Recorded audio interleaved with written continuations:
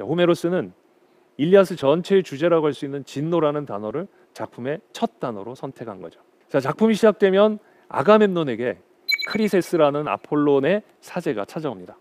크리세스는 아가멤논에게 전리품이요 명예의 상으로 주어졌던 크리세이스라는 여인의 아버지였습니다. 자기 딸을 찾기 위해서 많은 몸값을 가지고 아가멤논을 찾아온 거죠. 그리고 이 몸값을 받고 제 딸을 돌려주십시오 하고 간청합니다. 돌려주면 될 텐데 아가멤논이 버럭 화를 냅니다. 당신의 딸은 바로 나의 명예의 상인데 이걸 당신에게 주면 나는 불명예스럽게 될 수밖에 없다. 따라서 당신의 딸을 돌려줄 수 없다라고 얘기합니다. 두려움에 사로잡힌 크리세스는 그 자리를 떠나죠. 근데 이 크리세스는 바로 아폴론의 사제였습니다.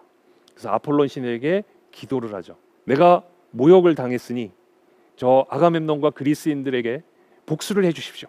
그러자 진노한 아폴론이 올림포스 산에서 내려와 그리스 군을 향해 화살을 쏘기 시작합니다. 이러다 보니 그리스 군은 전쟁도 하지 않은 상태에서 수없이 아폴론의 화살에 죽어갔습니다. 이 모습을 보다 못한 아킬레우스가 전체 회의를 소집하고 아가멤논에게 요청합니다. 당신이 크리세이스를 돌려주지 않았기 때문에 이 사단이 일어났다. 빨리 그 여인을 돌려주고 우리가 안정을 되찾고 전쟁을 계속해야 한다 라고 요청했습니다. 아가멤논 또 화를 내겠죠.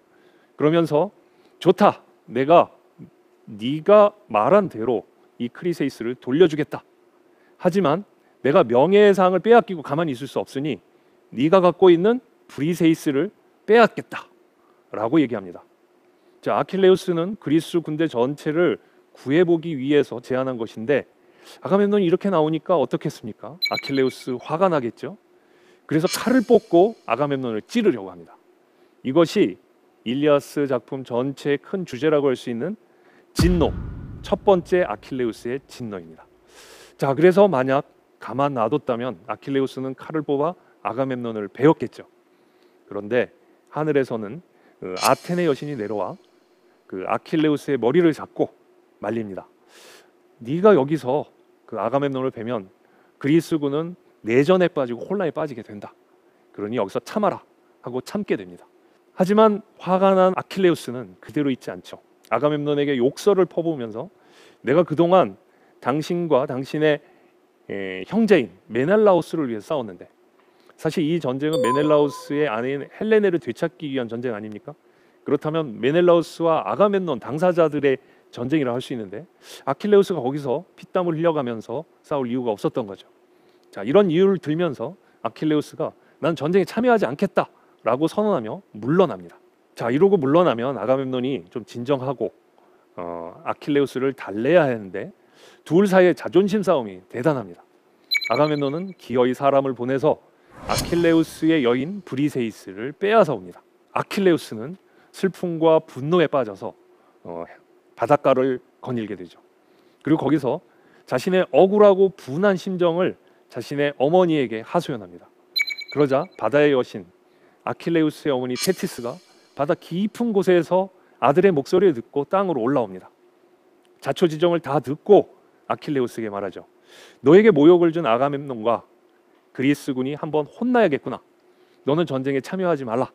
내가 제우스에게 가서 이 모든 일을 너의 뜻대로 움직일 수 있게 해주겠다 하고 하늘로 올라갑니다. 테티스는 제우스를 만나서 요청합니다. 내 아들이 모욕을 당했으니 내 아들을 모욕한 아가멤논과 그리스인들이 후회할 때까지 그리스가 트로이아에게 패배를 당하게 해달라고. 그래서 제우스는 테티스의 소원을 접수하고 그렇게 하겠노라고 이야기합니다. 그 약속의 징표로 머리를 흔들자 올림포스 산을 비롯해서 온 우주가 흔들렸다고 합니다. 아킬레우스의 진노가 전 세계적인 사건으로 확산되는 아주 인상적인 장면이라고 할 수 있습니다. 자, 이렇게 해서 아킬레우스가 빠진 채 전투가 재개됩니다. 트로이아와 그리스 사이에 격렬한 전투가 벌어지는데 역시 제우스의 뜻에 따라서 그리스가 밀리게 되죠. 자, 이때 누가 가장 초조하겠습니까? 바로 아가멤논이죠. 전쟁에 이렇게 밀리게 되고 열세에 몰리게 된 이유는 아킬레우스가 전쟁에 참여하지 않기 때문이고, 아킬레우스가 전쟁에 참여하지 않게 된 것은 바로 아가멤논 때문이니까 아가멤논이 자칫하면 모든 패배의 책임을 지게 되어버렸습니다. 그러자 아가멤논은 아킬레우스에게 사절을 보냅니다.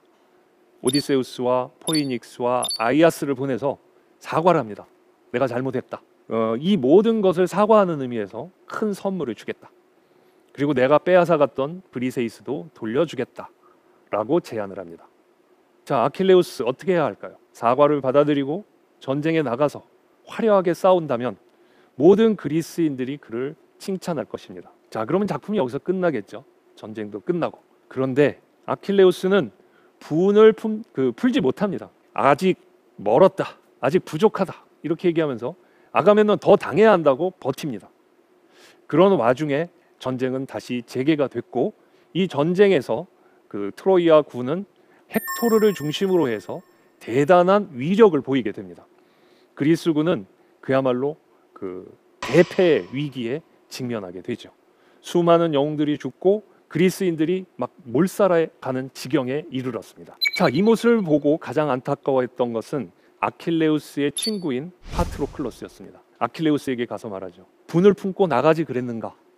그러나 아킬레우스는 이미 시간을 놓쳤습니다. 기회를 놓쳤던 거죠. 파트로클로스는 그런 아킬레우스의 심정을 이해하고, 그렇다면 너 대신 내가 나가 싸우겠다라고 이야기를 합니다. 그러자 아킬레우스는 허락을 합니다. 그리고 자신이 입고 있던 모든 무장을 벗어서 파트로클로스에게 주죠.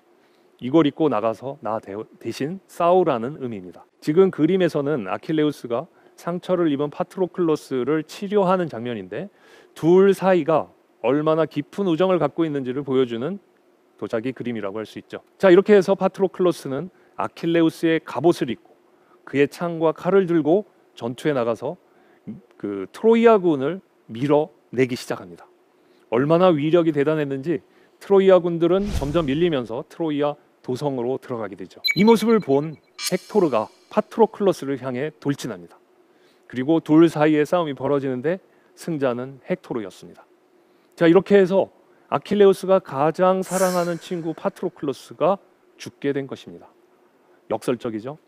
왜냐하면 아킬레우스는 자신을 모욕한 그리스 군들이 한번 후회할 수 있도록, 크게 뼈저리게 후회하도록 만든다고 그 전쟁에 참여하지 않았는데, 바로 그렇게 버티다 보니까 그 진노의 끝에 자신이 가장 사랑하는 친구가 죽게 되는 그런 일이 벌어진 겁니다. 자, 이 죽음의 소식을 알고 아킬레우스는 슬픔과 또 한 번의 진노를 느끼게 됩니다.